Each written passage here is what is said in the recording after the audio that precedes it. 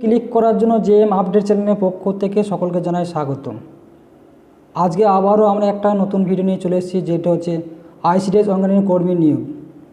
পশ্চিমবঙ্গে এখনও বিভিন্ন জেলাতে আইসিডিএস কর্মী নিয়োগ হয়নি, কিছু জেলাতে হয়েছে। আজকে কোন কোন জেলাতে নিয়োগ হতে পারে, সামনে নোটিফিকেশন বের হবে, সে সময় তথ্য আজকে ভিডিওর মাধ্যমে আলোচনা করব। আমাকে ভিডিওতে অনেকেই কমেন্ট করেছে যে দাদা আমাদের ডিস্ট্রিক্টে কবে বের হবে, তাদের জন্যই আজকে আমি এই ভিডিওটি বানিয়েছি।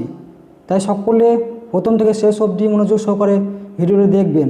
কোন কোন ডিস্ট্রিক্টে কামিং সন অর্থাৎ পরবর্তীতে বের হতে চলেছে আইসিডিএস কর্মীর নিয়োগ, তাই সকলে ভিডিওটি প্রথম থেকে শেষ অবধি পড়বেন, মনোযোগ সহকারে দেখবেন। সবার প্রথম আমরা দেখে নিই, পশ্চিমবঙ্গ অঙ্গনারী ওয়ার্কার এবং অঙ্গনারী হেল্পার পদের জন্য সরকারি নোটিফিকেশন প্রকাশিত হয়ে থাকে। এই নোটিফিকেশনগুলি বিভিন্ন সরকারি ওয়েবসাইট এবং পত্রিকাতে প্রকাশিত হয়।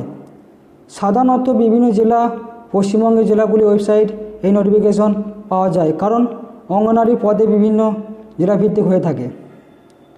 অঙ্গনারী কর্মী পদের জন্য কী যোগ্যতা থাকা উচিত? অঙ্গনারী কর্মী পদে আবেদন করার জন্য আবেদনকারীকে ন্যূনতম মাধ্যমিক পাস হতে হবে। এছাড়া আবেদনকারীর বয়স হতে হবে 18 থেকে 35 বছরের মধ্যে। অঙ্গনারী সহায়িকার জন্য কী যোগ্যতা থাকা দরকার?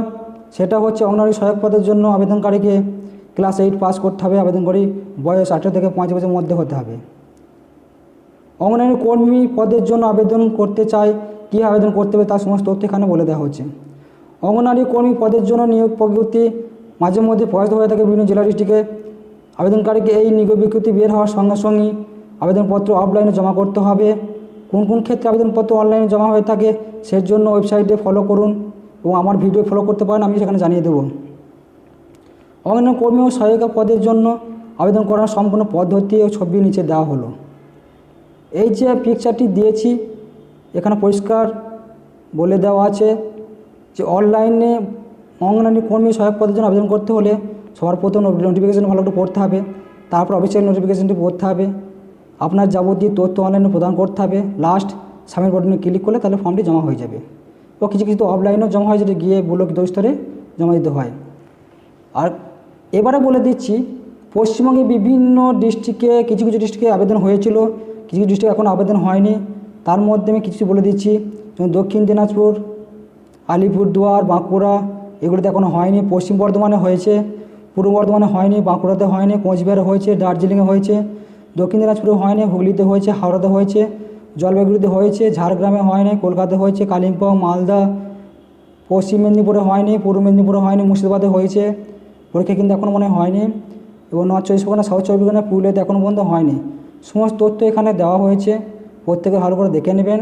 এবং পরবর্তীতে তোমাদের কোন ডিস্ট্রিক্টে বের হবে তা সবার প্রথমেই আমার চ্যানেলের মাধ্যমে সবাইকে জানিয়ে দেওয়া হবে।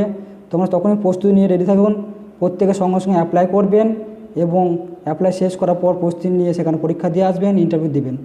সকলেই ভালো থাকুন, সুস্থ থাকবেন এবং আমার চ্যানেলটিকে সাবস্ক্রাইব করতে ভুলবেন না কেউই। এরকম ইনফরমেশন পাওয়ার জন্য সকলেই শেয়ার করে থাকবেন, লাইক করে থাকবেন।